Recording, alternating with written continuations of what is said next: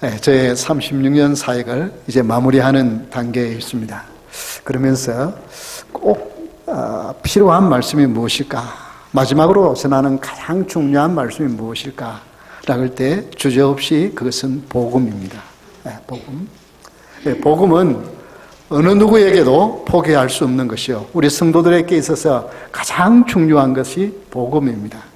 그런데 오늘 본문의 말씀을 중심을 통해서 이제 구원의 복음이라고 하는 말씀으로 하나님 주신 은혜를 받기를 원합니다. 근데 이게 복음 하면은 우리가 너무 좁게만 생각을 해요. 우리 사형리라고 부르죠. 하나님께서 당신을 사랑하십니다.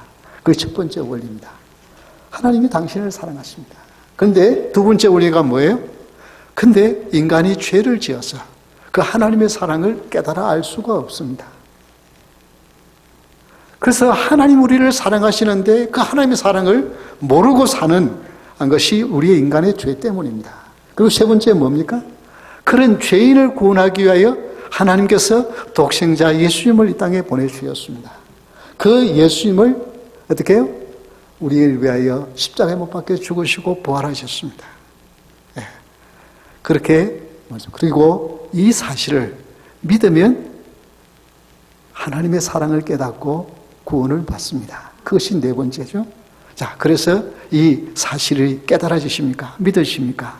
얘기하고 그렇게 아멘 하면 우리 같이 영접 기도를 드리겠습니다. 그래서 영접 기도하고 이제 당신은 거듭났습니다. 그렇게 말을 합니다. 우리가 복음하면 그 네 가지 원리만 생각을 합니다. 그것은 가장 핵심적인 원리입니다. 중요합니다. 그것은 포기할 수 없는 것입니다. 그러나 복음은 결코 그렇게 좁은 것만 아니에요. 성경에 보면은 복음은 너무나도 크고 너무나도 깊고 너무나도 넓어요.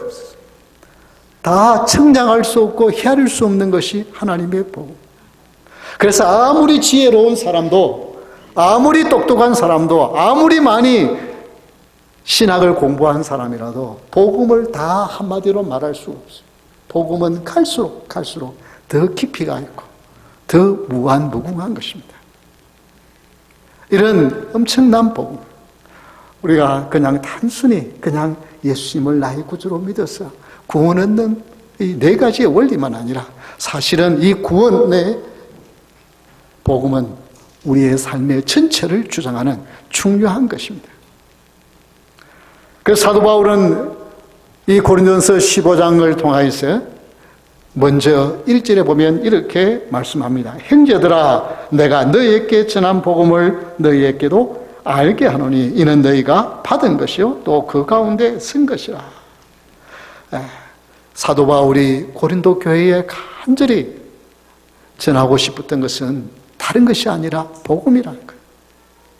자, 이 복음은 너희가 받았을 뿐만 아니라 어떻게 해요? 그 가운데 쓴 것이라 라고 말. 그 가운데 썼다고 하는 말은 가장 중심이 되는, 핵심이 되는 것이라는 것입니다. 그래서 구원의 복음은 핵심의 복음입니다. 다 같이 한번 따라 합시다. 핵심의 복음. 네. 형제들아, 내가 너희에게 전한 복음을 너희에게 알고 하노니 이는 너희가 받은 것이요 그 가운데 쓴 것이라. 왜 이 구원의 복음이 우리 신앙생활의 핵심이 되는 복음이냐?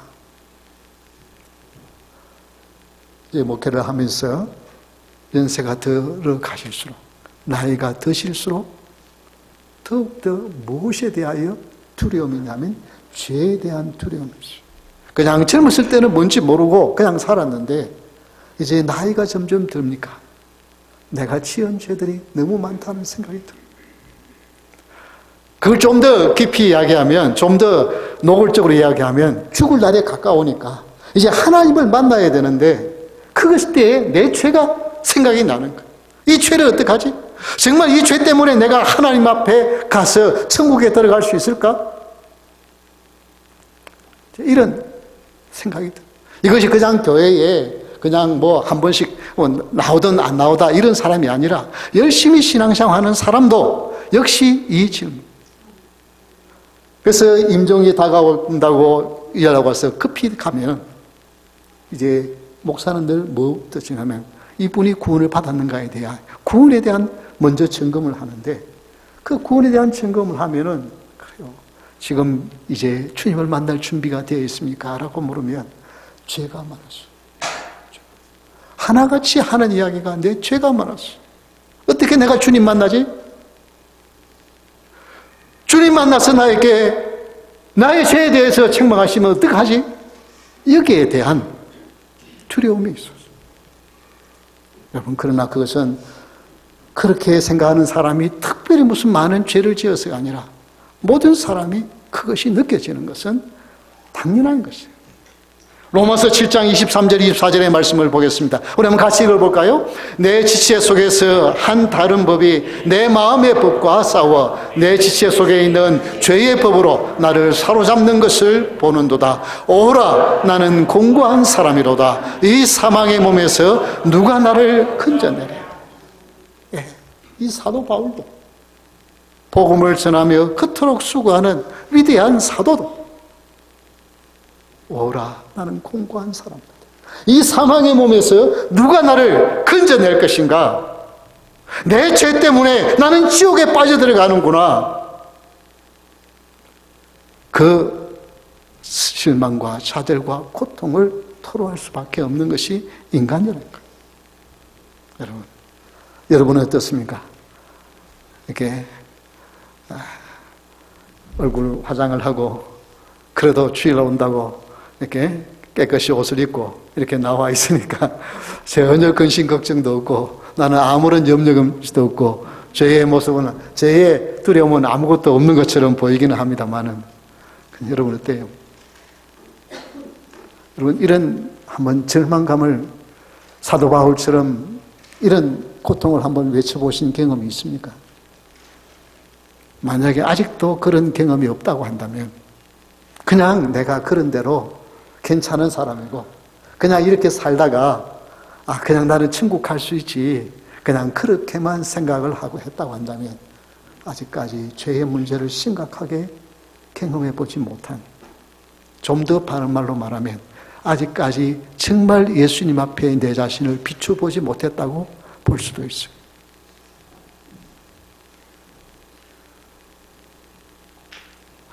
정말 내 죄를 어떻게 하지? 하면서 고통하다. 그때에 누구를 바라보게 되어져요? 그 좌절을 경험해야만 드디어 예수님의 십자가를 강하게 붙들게 되어져요. 내가 그런 대로 열심히 신앙생활하고 착한 일하고 다른 사람 도와주고 이런 일을 하니까 내가 천국에 갈 수 있다고 하는 것은 아직도 죽음과는 거리가 멀어. 나는 아직 죽을 때가 멀었어 라고 생각하는 사람이랑 마찬가지예요. 그러나 죽음 앞에, 나와 죽음은 그렇게 거리가 멀지 않다고 생각하는 사람은 죄에 대한 두려움을 느낄 수밖에 없고, 그때에 나는 어찌할 수, 내 죄를 씻을 수 없는 이 죄를 오직 예수 그리스도만이 해결해 주셨다고 고백하며 예수님의 십자가를 붙드는 은혜가 있기를 주의 이름으로 축원합니다.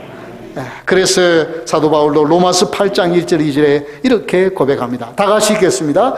그러므로 이제 그리스도 예수 안에 있는 자에게는 결코 정죄함이 없나니 이는 그리스도 예수 안에 있는 생명의 성령의 법이 죄와 사망의 법에서 너를 해방하였습니다. 예수 그리스도 안에, 예수 그리스도.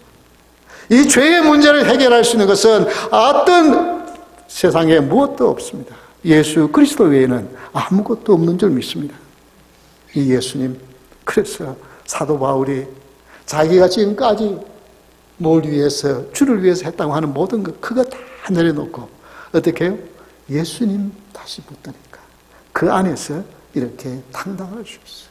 이 구원의 복음 위에 그가 굳게 서니까 그를 어떻게 해요? 나를 죄에서 해방했다고, 죄와 사망의 법에서 해방했다고 고백할 수 있었습니다. 여기 섰다고 하는 것은 놓다, 붙잡다, 확고한 마음을 가지다라고 하는 것이죠. 여러분, 무엇을, 복음의 핵심이 뭐예요? 복음의 핵심은 바로 여기 오늘 본문에 나오죠? 복음의 핵심은 뭐예요? 3절에 보니까 성경대로 예수 그리스도께서 우리를 위하여 죽으시고 다시 어떻게 해요? 사흘 만에 살아나신 줄. 십자가에 죽으시고 살아나신 그 예수님. 십자가의 죽음만이 아니라 부활하셔서 부활의 첫 열매가 되신 그 예수님. 예수님이 부활하신 것은 뭘 확신한 거예요? 우리도 부활한다고 하는 것을 보여주는 분명한 증거라고 말씀하셨어요. 이거지. 이 믿음 위에 굳게 설 수 있기를 주의 이름으로 축원합니다. 복음의 신앙의 이 구원의 핵심은, 복음의 핵심은 믿음의 시작만 아니라 믿음의 끝이요, 믿음의 전체인 줄 믿으시기 바랍니다. 구원의 복음은 핵심의 복음입니다. 이건 놓치면 모든 것을 다 놓치는 거예요. 교회에 아무리 오랫동안 다녀도 이 구원의 복음은 내 신앙생활에 굳게 붙들어야 할 핵심입니다. 이 사실을 놓치지 않기를 바랍니다. 두 번째 구원의 복음은 2절입니다. 굳게 지키고 헛되이 믿지 아니하였으면, 다 같이 한번 따라합시다. 지켜야 할 복음. 네. 너희가 만일 내가 전한 그 말을 굳게 지키고 헛되이 믿지 아니하였으면 그로 말미암아 구원을 받으리라. 아니, 우리가 구원에 대한 이야기할 때 예수 그리스도께서 나를 위하여 십자가에 죽으시고 그 다음에 어떻게 해요? 부활하신 사실, 이걸 믿으면 어떻게 해요? 구원을 얻는다 그랬는데, 오늘 여기 본문에서는 뭐라고 그래요? 지켜야 합니다. 지켜야 합니다. 이것은 그저 단순히 입으로만 쥐어주어 하는 자가 아니라 그 복음의 삶이 나의 삶의 실체가 되어서 나타나야 된다는 것. 복음의 그 말씀이 실제로 나의 삶을 통하여 나타나야 한다는 것입니다. 여러분, 하루 중에서 무엇을 가장 많이 생각합니까? 뭘 많이 생각해요? 지금도 뭘 생각하고 계세요? 재미있는 분은, 어떤 분은 그냥 이렇게 뭐 맛있는 거 먹는 거에 관심이 많아요. 뭐 멋있는 게 뭐 크게 그냥 귀가 번쩍 떠요.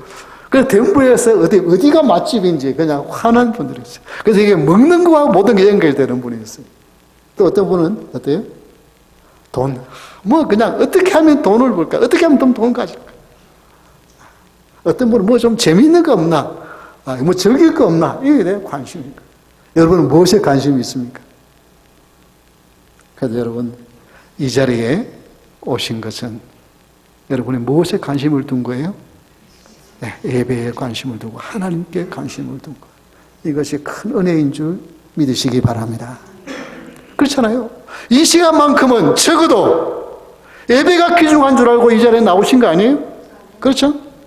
몸도 피곤하고 집에 좀 더 쉬고 싶기도 하고 여러 가지 있지만 그래도 이 자리에 나왔다는 것은 예배가 귀중하다는 것을 여러분 고백한 거잖아요. 네. 이런 여러분 삶에 믿음의 고백이 있기를 바랍니다.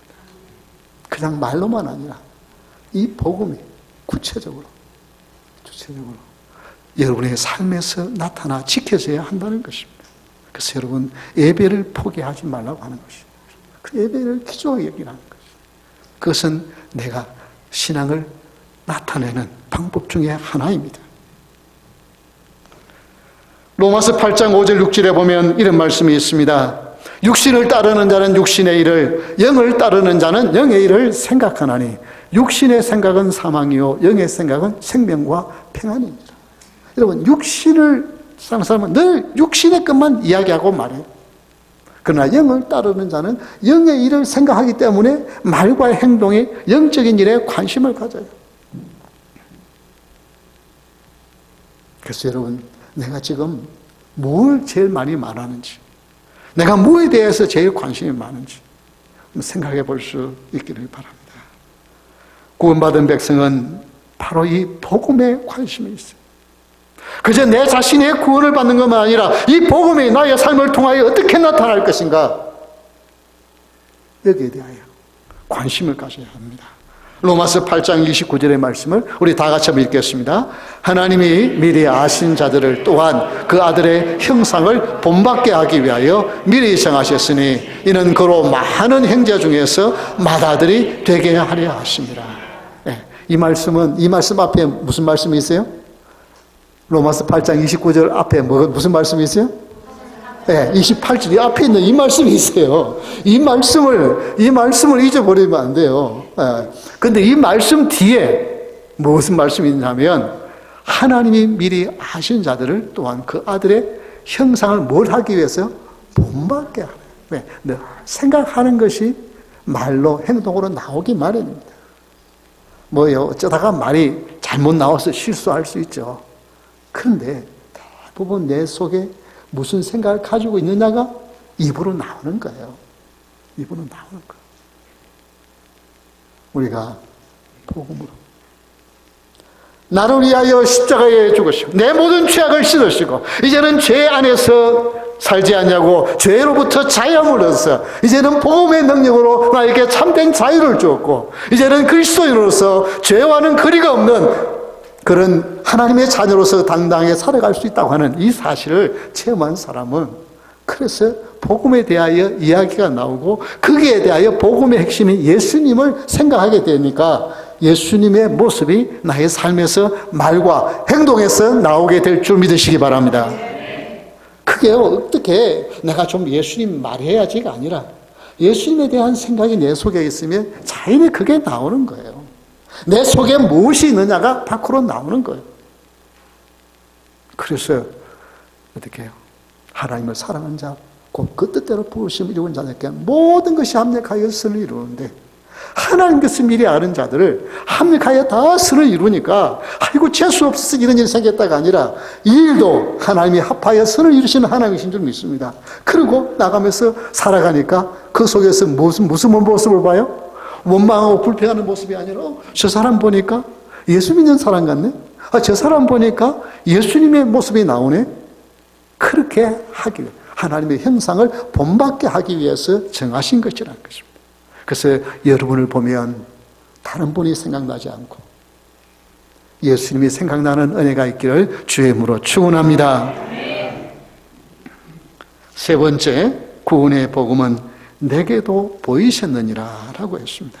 다 같이 한번 따라 합시다. 체험의 복음.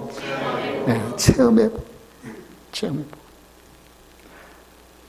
사도 바울이 예수님께서 부활하셔서 12제자들에게 보였을 뿐만 아니라 그리고 500여 사람들이 모여 있을 때 예수님이 나타나셔서 부활하신 것을 보여주고 그리고 야고보에게 보여주고 그리고 제일 마지막에 만삭되지 못할 나 비정상적으로 태어난 자 같은 나 사도 바울에게도 예수님이 부활하셔서 나타나 주셨다. 이것을 사도 바울은 어떻게 해요? 가는 곳마다 간증합니다. 성경에도 3번이나 기록되어져 있어요. 사도 바울의 간증, 자기가 예수님을 만난 사건. 신앙은 하나님의 말씀을 토대로 하지만 체험이 있어야만 신앙에 확신이 있습니다.